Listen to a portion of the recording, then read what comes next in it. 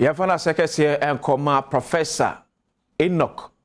Wolanyo se odi agude nsem ebre sanso na Mame Cha Diamond enso ede ekọ efiefie me ekodi efiefie mu enkomo ne fa apomde eho ne fa yentare him ene ya hu sesie enso emba bi adri eye mpensenpensenmu ebre ye babedi nkomo de afa Ghana kanko ene mpuntu eho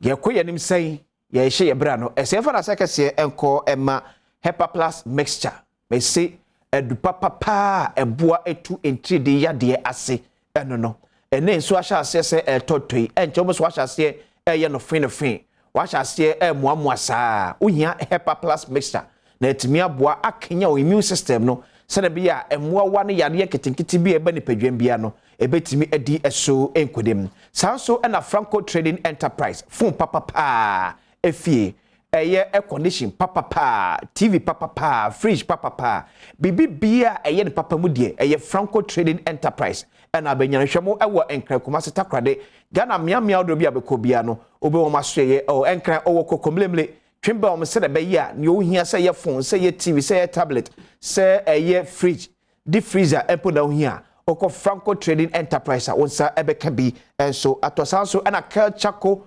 toothpaste ye say abadwa so a eye kama na eboa ma esen eye fita eboa ma onfo timi John na so ekasa mpa a wedie mesen eda ho okasa gu asomu a otimi se kama enka na fire no mu eba no ejina yie Chaco toothpaste enso eno man ba bia ye ton toothpaste bia kwa men kasa ma me toothpaste bia kasa me pe Chaco toothpaste City blood tonic ya no mojedro eno mojedro bia anso keke no mojedro betimi aboa hyo ni padua ma ni padua aboma mojedro a ema kwada emroso mojedro a ema anya kese emroso ne mojedro a enwenu no ni ahodidro ewom ntino ema ni padua na ehye kama obi onom City blood tonic bia o hye na otim se o kala atoso uye tuntum ne ebeyem uye kokko ne ebeye eboa ma o tim se o ya pebe no mate wo hye obi onum bia wo hye manfo mon kala atoso ne nyina efi City blood tonic isa se mojeduro wom no ne duro wom ne nyade ketwa kra o ma ba bia ton eduro bia ro kwa wosa ebeka bi ato eye papa eye apabi na anyimsa dweko na aso asene emere mpensenpensenmu dwumadie ebro yebekọ ahoma so akwakodi enkomo na ekuma ekwakodi nyina efa eye enura krata bia Ghana Statistical Service ena eno achi charge empenfo epa eho entoma eye krata efa keta sehye proye kankan ene dream die eho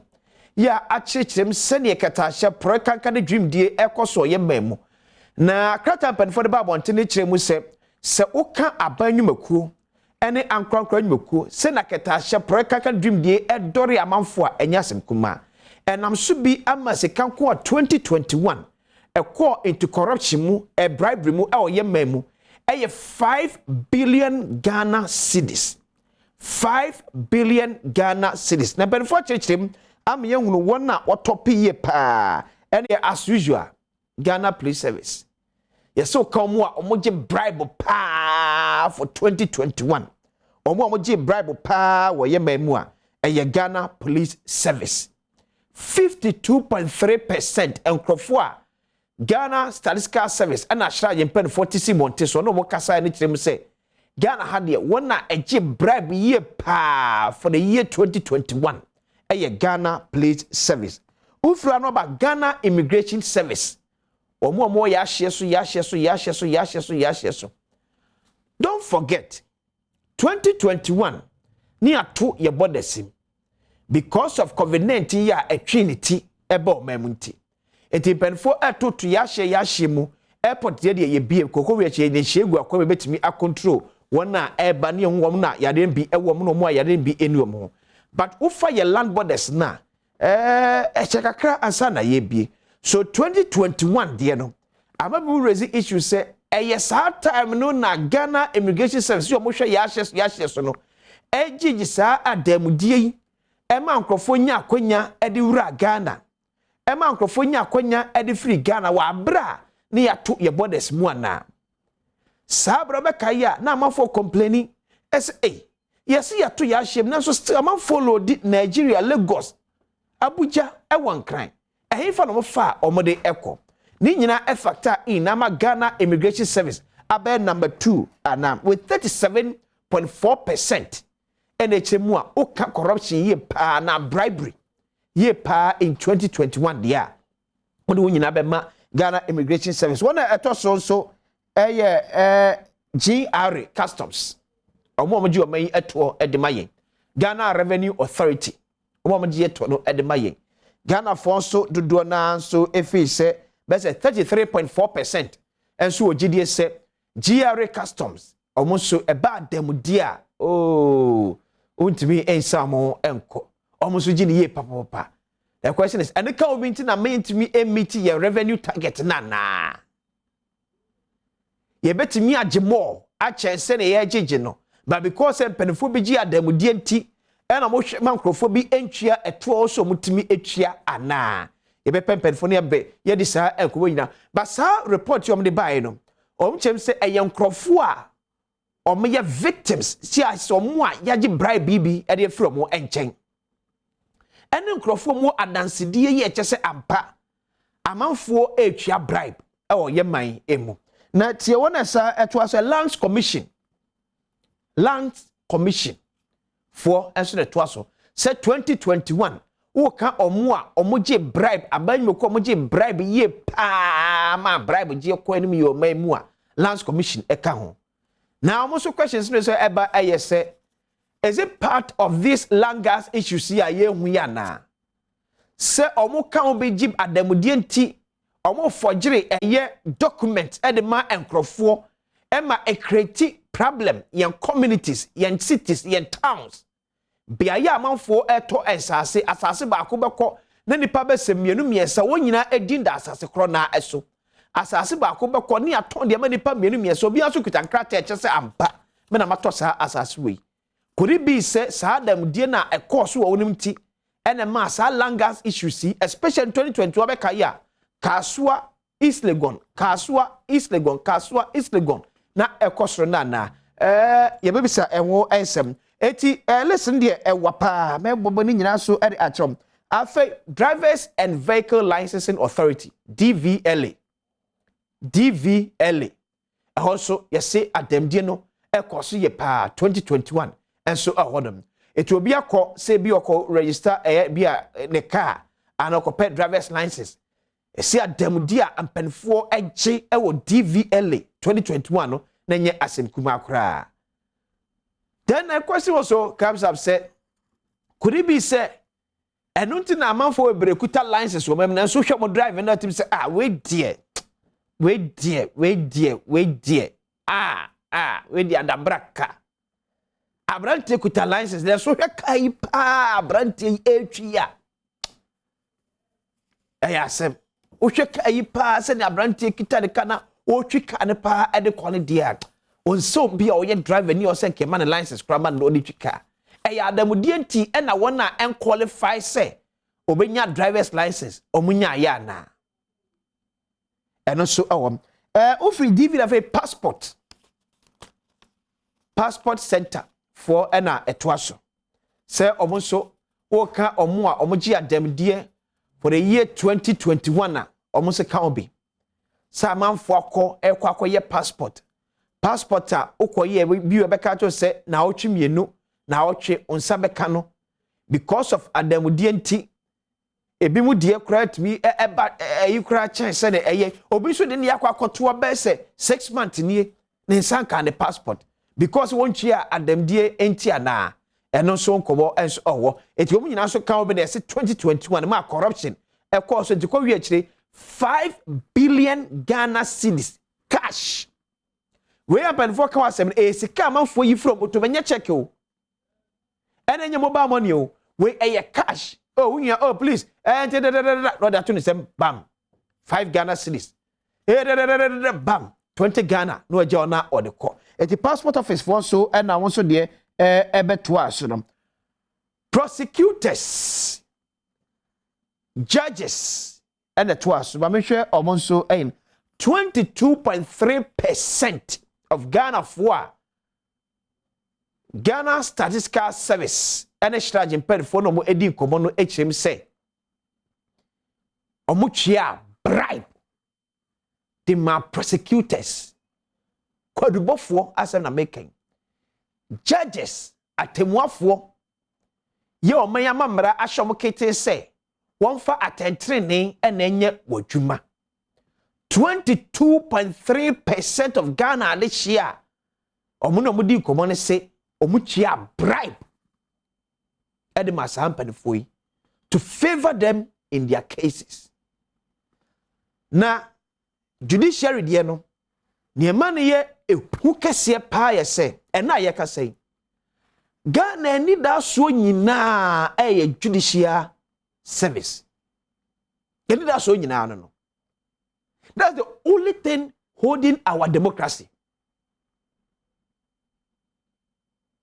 Edisa kama menka bia mamu na ye womu nti ama amanfo ema kwan makama asem onso aka wasem mentumesa ye monyafa ya dwenkyire nimde ena enkyekire ya kwantuo ye man ye yetumpo ne ko anim no ade a eye people edima no eye atemuo adwuma no. And this is according to Ghana Statistical Service. Ghana Statistical Service aban adwumaku a ebra no wo ye nhwemu ede fa nipa dodo a ewo ye man mu senya ne mabuo ekoso ye man mu ene na watie sim se wo tu anamo e de aboa aban ko ebetimi afaso aboa amekata asehye adamudie proye kankan dwimdie yetimi abra no ase anampo yetu ase kura de free mem omo na e ka kire se Ghana de hye dodo omo no mudi nkomo ne se 22.3% say omo twia adamudie e de ama ya judges to favor them otwia adamudie cash o isika the free bottom bia wakan wa 500 Ghana no de ato judge ni sem pram na judge akodi asem e de ama no ebiso mu twia sika de ma prosecutors abanko dubofo eti asem o se ye di ekire bo ekire ko de ho dance de ba no na abanko dubo na be ka che o se oh adanse de ni bi no ya tempa ya de ye adwuma enye yenti otemuafo ne ni hwie obeye dan se asem no obebu asem no e de ato agu challenge baako eno no abanko dubofo enene Ghana Statistical Service for ebo ya mane aka kire se wo Ghana for no mo edi enkomo no emu 22.3% ese omogye adamudie se poto adamudie ena omo egye eho nam de ebesie because ehu anas aremi yaw anas eyebi ebaye ye ajeji foni bi edi mekowi echekwa na ebi emponche ena na ebi mo egye ena de enye anas as individual and Tiger Eye as a company but where ye abaye dwumakuo ye ono Ghana mamrama no tumi so be sa nhwemu ne bra no amna ye futuo ni akwantade ama aban ene wo ka kire se 22.3% of Ghana nation no mukasai no eso mu twia bribe e de ma judges ye also hwe ma atentene eye adwuma bribe na we dey ko se eye physical cash na manfo so mi from butum to quote ma for hu oh my lord ma se mi dem se ba bi ekeka ko de eni bra mamu a fo na medi misura kura and once then hwe kura ne ye so posane se eja kakra ni.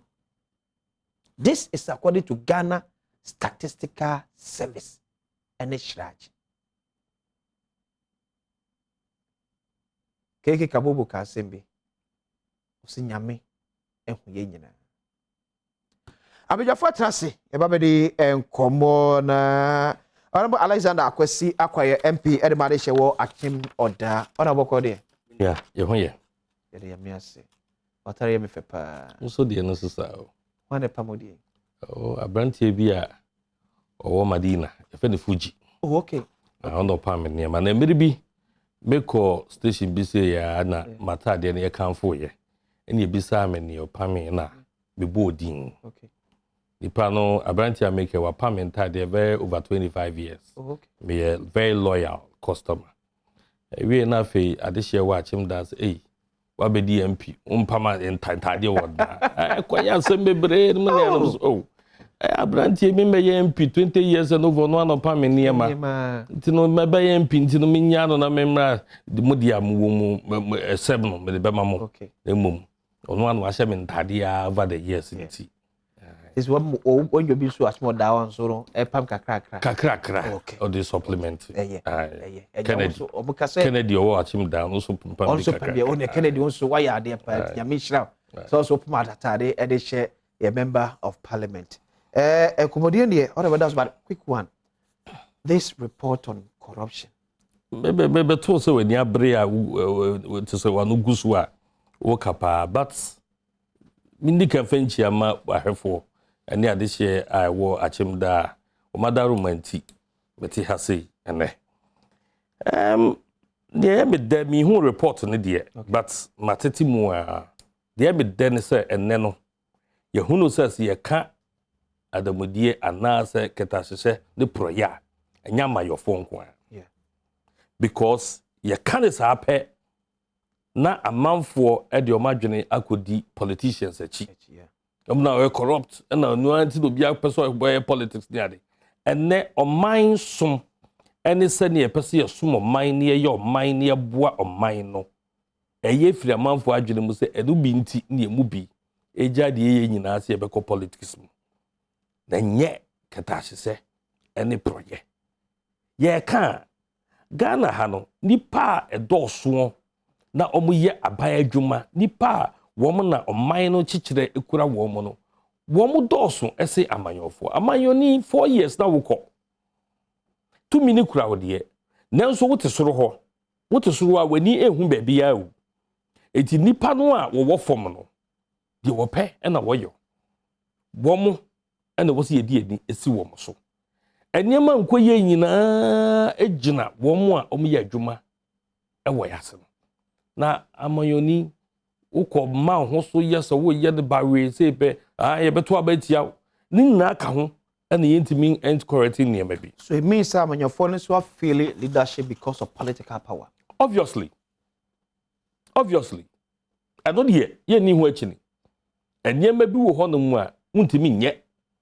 eno na ye call field work more health committee so okay intino ye call UGMC, University of Ghana Medical Center. Akohwe se ne hotie. Ye ba de yete basim. Ene ye di nkomo na ye ka se Ghana has a president biba. Na so oye nadwen se obekọ one term pa. Ensisan ya ode beba. Na ode ne akọ ne one term no. Enye ensisan ketwa. Se ye to aba ma me. Ma ye madwen se me di 4 years. Me di 4 years pe me call me siki political office biom akukuduro ene oyi obeyes ode beyes anyema enya de ketwa ode besesa anyema no enya de ketwa but yenye bi obesa je nka yem push ade man kan ko wura be se first time 6 years we we na nka akọ me kai se kan mampani je kufo I suggest bibisa ma 5 years that is it 5 years ni kwesa because obeba obetena so obehye niema wani behu niema so ni ade ye beba ba mu ye wo bo bebra ye sheye esan eniema na ye pese ye de boa Ghana fo nti ye kakra bedu abemu apai yes yawe enam no manaka dompe and asan na munim dada from opposition untimi hu opposition there how would you have access to all the information and die na mo de gina so ka che se Jomahama na pamfo awe nam na manaka dompe wo no kan ye na ye kan yo anya na kan sasa no investigate dey na mamo ka se ye discussion so come dey because ye nim se oman ye ni kwan se ye bre etumba escan we ye ba ye no ne ye hunu se wo hwe nipa dodo a wo mu etua tax a okay come ai bi okay nipa dodo na mpeso betua tax okay ye de ne ye hu ye se ye timi ye Ghana card se oman bia no opese wo hwehwe oman ni wie ya the foundation of it is the identity of the people in oman. Okay. Etino America ni developed nations no omo form identity eni agro. Yeah. Iti yen no ye jato ho no mo no ye nim se nke beba no na nka ebia NIE yetimi achichiri ni ye ahihye ni ye ama yebenya a common identity a yebehunu obia ne sibre ne ade baye no saa na yebeto ye iti yebehihye bibia be wie ebehunu nipa ewomu ene womu tua tax nkwala school fo no de keka ho ne ade no that just a braso yes akoko siki re-election. As someone who say you're losing the fight against corruption. Me jidi say and kon senya ye peno. Okay. Yem kasi you lose the fight because ohwe mampani a oti akonwa so a opepa ene eniem odi gu akwan so say ebetimi achichire corruption no. Na che say nakoma mu ni de onyaye a yen so corruption mu. Nenso sabe obakofo enche damfo. Baku nsanso enso nyame anim kata. Iti no wodo be ya ne de but nipa dom no ebe ta na chi se ampani ampa yenhwe se kakra no ayeje ye no na yemfentua ye ho ka. Okay. Na ye systems nye adwuma hwe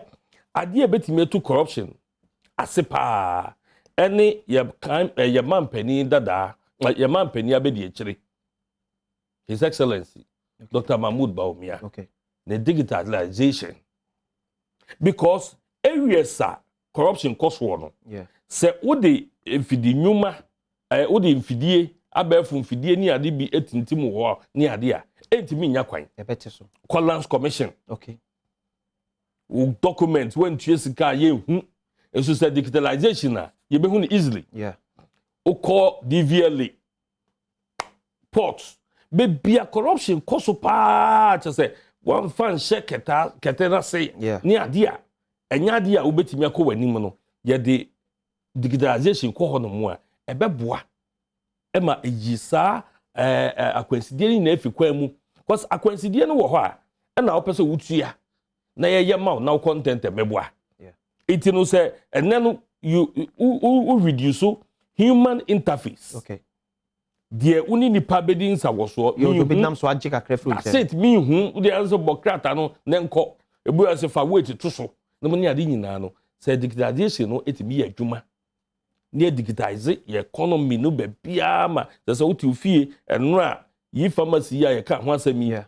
ebu ho aduro bi wo no mu a ashorto nipa de hu say ya shorto nti no wa to price nim but say yi pharmacy ya adwuma a be gidi say unni control our prices so say ebi ni ho nti me amatum because me a variety of places I didn't be there free but the way I fight your corruption MPP or power onyin tum send nkro for corrupted da NDC ba ya no abehu esmesi no yeska NDC or power onyin tum da send nkro for corrupt MPP ba ya pe near pointy finger that fight that kwane fa so the fight no ama bi mu feel say yenye serious because if se me nua no na me ntimi hwe wonu kan kire o say Alex baby a wokọ no enye de a na say se bontin so ne ba be ka kire o de a dey mean say menye ma nse be boa mo asesa me jitum de wo kae no eye ade a ewo ho ne mum wo hwe survey ya yeah ye ba ye ni akọ wo mo nya manyofo ho no mu no a bigidi say corruption no eso beti pa because omde aye normal yeah ama yo ni de wunim say wote ho na ye ntimi nhwe wani mu nka nkire wo a mfie nan webe mfie wotwe obe sore mbobi aba behu ntene amayofo ni nyina no obi aye careful no ya o say me dem me hwem ye yo wo ya o say me hwem ye yo I say we there be fafa system nim wo ya o say fakọ mempem ho asem enra obi a oye former deputy minister ewe NDC abamu okay or kai health committee okay or say or call ministry yeah appointing for deputy minister signature pa was sign ye or kan ya enu be enum anansia the minister man adwuma be ne finchim we are not their communist and patro can our sign oh yes roya sign pa no enne no som yeah otio no mudi na MP eye ne dede esan say o hwe ne hu si ye ma unya bibia emfentia no sure enti no aya na ye de ni akwakubu amanyofo no but amanyofo no I'm telling you it's very limited because ye nim say ochiranko o sori a o kwa mfa nkrata nko yeah nkrata na ye mu adwuma no obi beba aba behwe nkrata ni mu but ye no ma ye wo form no na ye normal na no ayi video bi echo viral osofo bi o preachi o se wa wo dan a wotim wo gidi se enye wo pay na odi tuaye no se ye ka so man no mu ayedin a menka bi na so ka ho wo ka wotim no se wo gidi se enye wo pay na odi tia na odi to ka no a se ye ka so man no ayedin a menka bi che se yankasa na ye bo man no fom na esan se yen amayofo ye gina simpie so na ye hu ye nti ya na ye de ni na no abeswaye eno na pane bi kan sem chem se ye culture nankasa support corruption utie ebe a ye nanam patu ama ya ahohene ti deja amore kumeni suma mintina benu nam Yemfansa pan enko ohine obi pade akokotokwa ye nye na bro utie onsechi be yoda enti se wonsayem uhwe saa ebe we nyina to towards line bi ekire se masa wa nye bibi se ya niam be ka echi dia ba because ye used to corruption no ye used to corruption nti ebe we no no minyin ni se ye mpanifo ebu saa be based on katasese ne proye okay but esanse edidi yetimu ni nti no ya bomodia translate ebe nyina ama na akwa ya translate ebe nyina ama na akwa se nti ene no wo hwe a beka fo se ya culture no e support Honorable Alexander Kwesi akwa MP de ma Ampofo-Adjei ene no edi enkomo no ma menye wei emra ye ba ye betoa enkomo so enura ma hwedwafo Adjei $750 million loan